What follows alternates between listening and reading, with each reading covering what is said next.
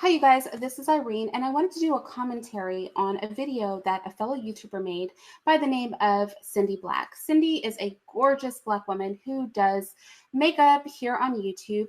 She's known probably best for her stunning blue eyes. Now, she is stunning herself, but she does have bright, bright blue eyes, and they're very striking because she is a dark skinned, very Afro relatable featured Black woman. And by Afro relatable featured, I know that's like a mouthful. I just mean that she's got full lips, large nose, nice chocolate skin. And so she did this video called Colorism is an Illusion, and she got a lot of pushback for it. So much so that the video is now down. She tried changing the name, the pushback didn't stop. She finally took the video down. I feel she was lightweight bullied into taking the video down because people didn't agree with her. I think sometimes the intolerance of other views in our community is pretty crazy. And that's something that I try really, really hard to overcome in my interactions with other Black YouTubers and with our people just in general in the greater society, because we all have different sorts of places that we're coming from. Everybody's life experience isn't the same, even though we are all Black. So with that said, I didn't agree with everything in her video, but I did get the vibe where she was coming from, especially growing up in the hate, growing up in San Francisco. I totally understand the idea that color doesn't matter and race doesn't matter and we're all people. That's literally what I grew up around. That's literally what was rooted in me. I always recognized that there were unique um, issues that we had within the Black community, but I thought that that was a result of overall ignorance of all people. And it wasn't until I started talking to Black people outside of like my bubble in San Francisco and outside of California that I was really, really able to understand that the Black experience is very different, very, very different for other Black people.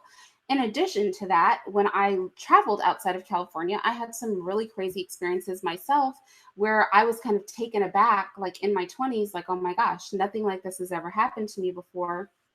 And it was hard for me even to recognize it for what it was because that wasn't a part of my life experience. So it took me a while to just sort of assimilate that. So with that said, I've been looking at the reactions to her video. A lot of things I think were warranted. She did engage in like a lot of historical fact finding. Normally the lead ons, like when you're kind of new agey in your thought process, there's a lot of like lead ups to justifying ignoring reality that you start with. So you start with how many people have been enslaved, for example, which she did. She talked about slavery of whites against whites, blacks enslaving blacks, so on and so forth. Just that normal rhetoric that's kind of like the build up to a bunch of new aginess. Let me call it that. Um, but she did have some valid points there about colorism being an illusion. I think in a perfect world, her methodology would work. In a perfect world, we really could eliminate the problem of race and colorism even within the Black community. And I do want to just say this with a caveat that it was interesting. A lot of people were focused on um, white versus Black colorism, and that to me is just racism versus colorism. When I think colorism, I think isolated within the Black community, how we descript ourselves and cast ourselves. When I think of colorism outside of the Black community, to me, that's racism. Do you know what I mean? That's westernization, racism, a result of colonialism. I So they're two separate issues to me, but I see that in this conversation and as I was watching mostly other Black female YouTubers comment on this, that this became more of like a black and white issue.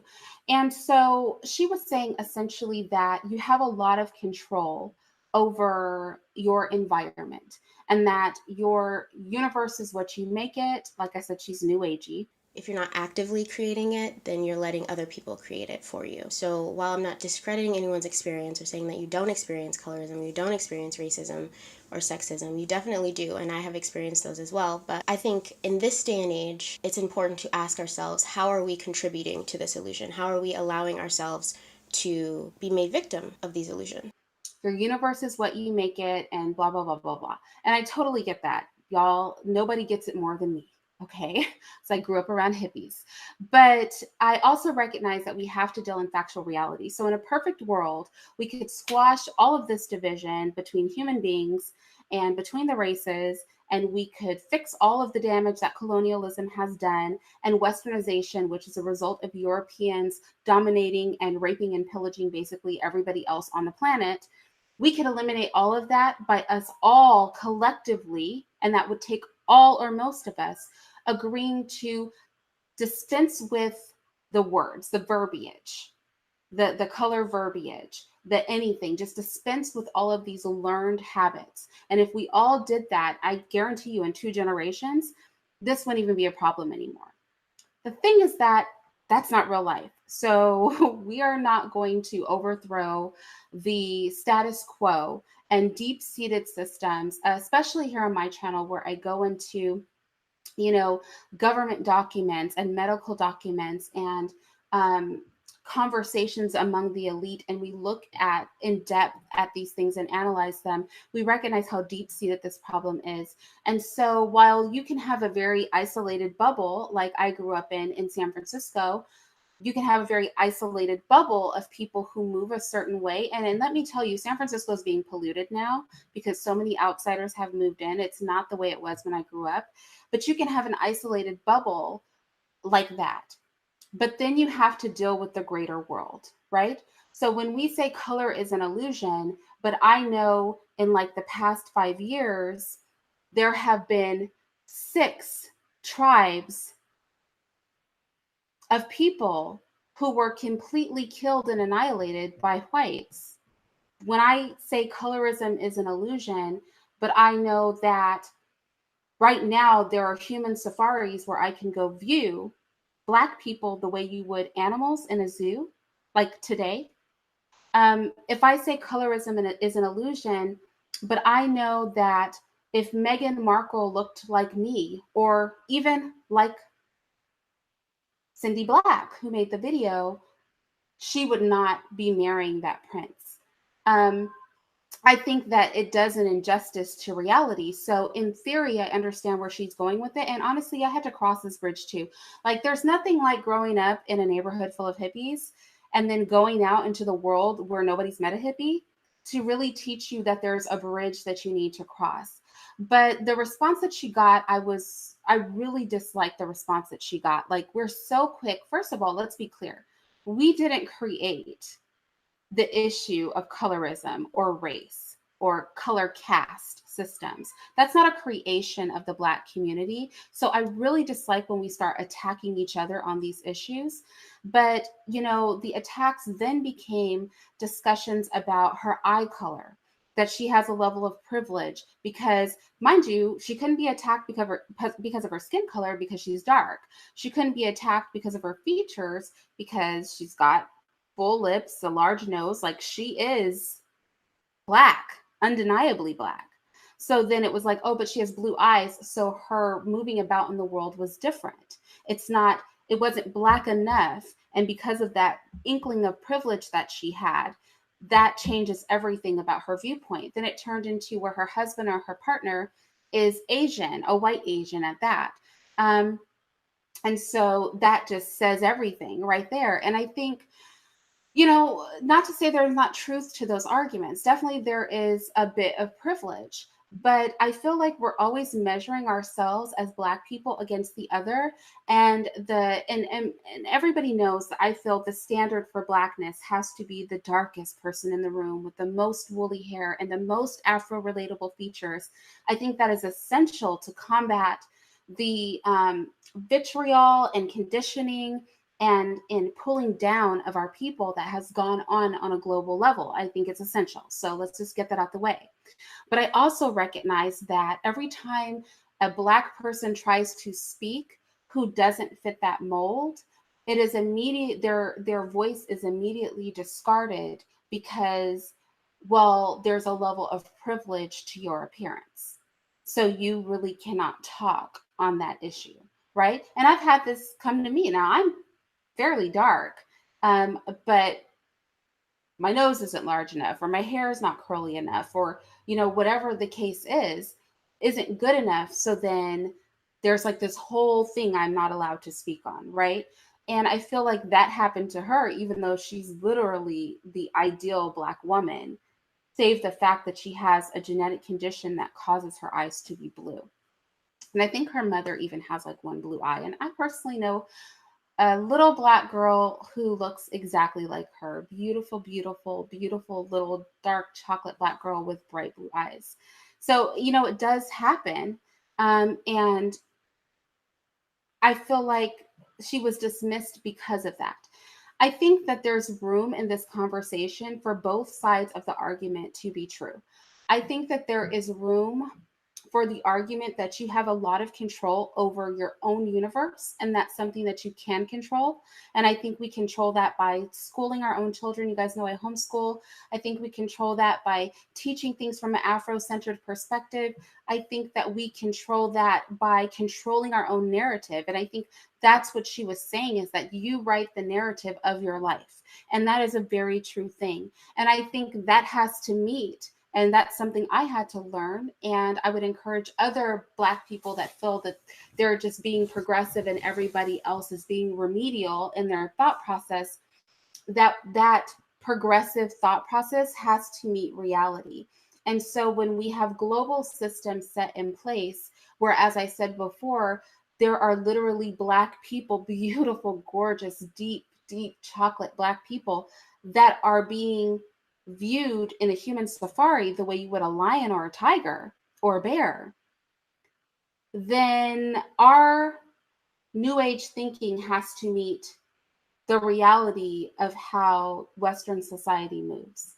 And so we can embrace those thoughts, because I feel that there needs to be a change in power. I do feel that the time of colonialism by Europeans needs to come to an end.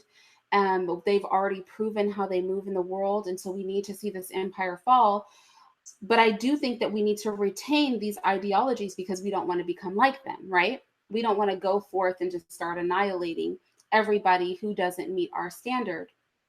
Um, we want to have a more humane approach to our treatment of other people as we displace them. So, with that said, I think that there's room for that conversation that she's having, but I think that that needs to meet pragmatism and overall reality of our people.